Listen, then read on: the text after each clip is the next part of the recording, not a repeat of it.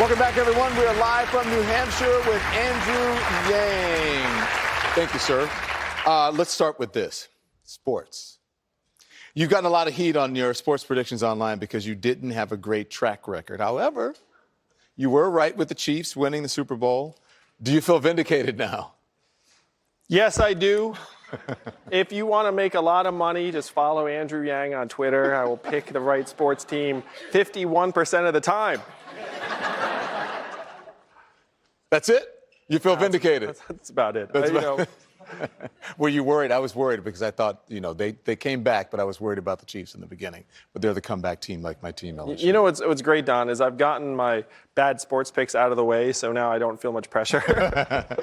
You've got several unconventional issues on your website: regulating online poker, empowering MMA fighters, and eliminating the penny.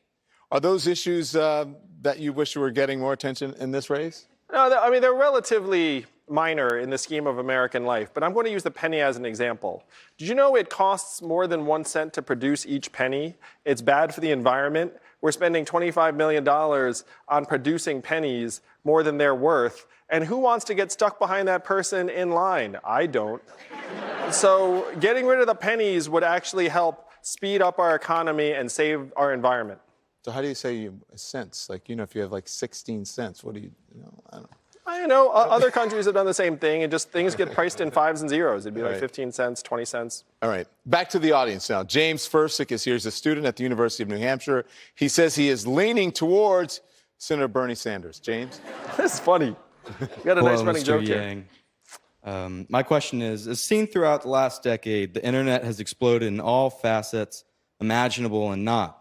In today's online world, the most sought-after information is personal data, where you shop, what you buy, where you live, what you watch, all of this information being recorded by companies such as Google.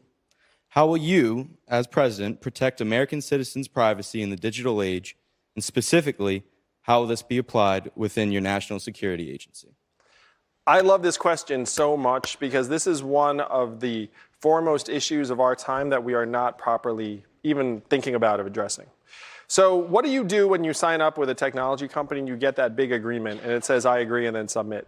How many of you read that agreement? None of us reads that agreement. We just click, I agree, and we just hope for the best. And then that company ends up selling and reselling our data to the tune of billions and billions of dollars a year. Our data is now worth more than oil. Think about that for a second. Our data is getting sold and resold over and over again, and we're none the wiser. We're not seeing a dime of it. So to me, New Hampshire, this is a crucial issue. We have to say that our data is ours. And if we choose to share it with a technology company, that is fine, but it is still ours, and we should have a bill of rights around our data. Number one, you have to tell us every time you do something with it. There needs to be an audit trail. You need to say, look, I sold it to them, I resold it to them. Number two, we need to share in any value you're receiving for our data. If you're going to get money from our data, then we deserve a cut. Number three, we can change our preferences and turn this off whenever we want. Because again, it's our information, and just because we decided to share it on your platform for a certain period of time should not be some kind of lifelong commitment that we can't undo. Our information should still be ours. If we do not make this kind of move, then we're going to continue to be, frankly, in position where these tech companies can know us better than our best friends and family know us, and can help lead us to make decisions that we think we're making, but we could be led there by literally dozens or hundreds of images and messages and digital breadcrumbs. So as president, I would champion a privacy set of rights that Americans must enjoy, because right now we are getting completely outgunned by these technology companies. We have no negotiating power. Again, we just hit I agree and just hope for the best. In America, New Hampshire, the best is not happening.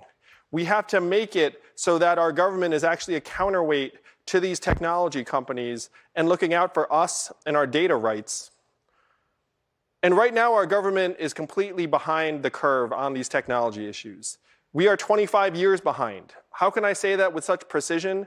We got rid of the Office of Technology Assessment in 1995. So Congress has had no independent guidance on technology issues for 2.5 decades. Think about everything that has happened in the last 25 years. As president, I will speed up our government, get it fighting for us, and that includes our data rights and our data dignity. Noelle Honan is a student here at St. Anselm, and she is currently undecided. Noelle? In the wake of the assassination of General Soleimani, how would you have handled the situation differently than President Trump? The quote that struck me the most in the wake of the killing of General Soleimani was a UK official who said the purpose of having allies is so we can surprise our enemies, not each other. 75% of Americans want nothing to do with war with Iran. Our killing General Soleimani was a disproportionate step in the conflict between us and Iran that led us to the brink of war. Again, a war that virtually no American wanted any part of. So I would never have put us in that position in the first place. I would certainly never escalate conflicts based upon a provocative action that was not commensurate with what had happened before. I would tear up the AUMF and return the power to declare war back to Congress where it belongs in our Constitution. The Congress clearly has the ability to declare war in our Constitution, but Congress has given up that authority to the executive branch for the last 19 years and counting. We have to return to first principles and say that it should be an act of Congress to declare war, and then invest in diplomacy and alliances around the world so that our allies know that we're not going to act abruptly or unilaterally without being in partnership with them. Is this every strike you're going to consult with Congress before you do it? Well, I'm going to, again, tear up the AUMF and say, look, if we're going to declare war, it has to be an act of Congress. Clearly, if there's some event overseas that requires some small-scale retaliation that's not a full-fledged act of war, then that's within the scope of the executive branch. But if it's going to be a multi-year commitment or an act that is going to bring us towards a significant commitment, it should be an act of Congress and the American people. So that's where you draw the line, if it's a multi-year commitment, if it's a larger commitment. Or if it is an effective declaration of war. Okay. Let's bring in Rich Bruno now, retired transportation services manager from Goffstown, who is still undecided. Rich? Thank you. Thank you, Mr. Wang, for taking my question. I am very concerned, just like many Americans are, about the amount of money that flows into national elections. And I'd like to get your position on a campaign finance reform, position on Citizens United. How would you change things, if you would, as far as campaign financing? We need to publicly finance elections. There are many, many things we should do to improve our democracy. Every Democrat believes we should overturn Citizens United that has allowed dark money into politics. The two tough truths around this: it requires a supermajority to overturn Citizens United, and corporate money ran our elections and our government before that ruling. It just became more extreme afterwards. So again, my proposal of $100 democracy dollars in the hands of every American would go an incredible distance in helping line up the American people and the money. Because if you get 10,000 Americans behind you who give you $100 democracy dollars each, that's $1 million. And so you can listen to the American people instead of the big corporations and the lobbyists. But we should have ranked choice voting in this country so that people can actually vote the way they want and then not be worried about, quote unquote, wasting their vote. We should have Election Day be a national holiday. We should automatically register new voters to make it easier for people to register to vote instead of having these obstacles. It does begin and end with the money in politics, though.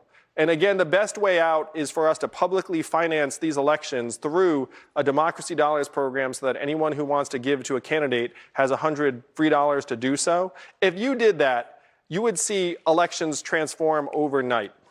And one thing I want to comment on briefly, I think candidates who say we should abolish the Electoral College, one, it would require literally like a dozen states to shoot themselves in the foot and say they don't want that kind of power anymore, which is a non-starter.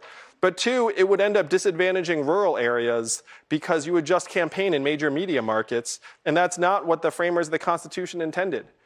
Do you want presidential candidates just going to New York, LA, Boston, San Francisco, and just ignoring every place else?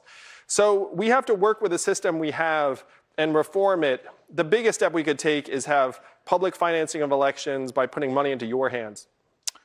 Let's turn now to Christine O'Neill. Christine O'Neill is a mother of three from Deerfield who says she's supporting Senator Sanders. Christine?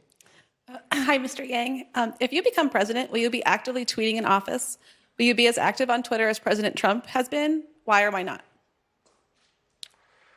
I think that President Trump tweeting has been very, very negative in so many respects, where he sends a tweet and then literally it like doubles as government policy or government communication the next day. And it's like, oh, I just notified you because I tweeted.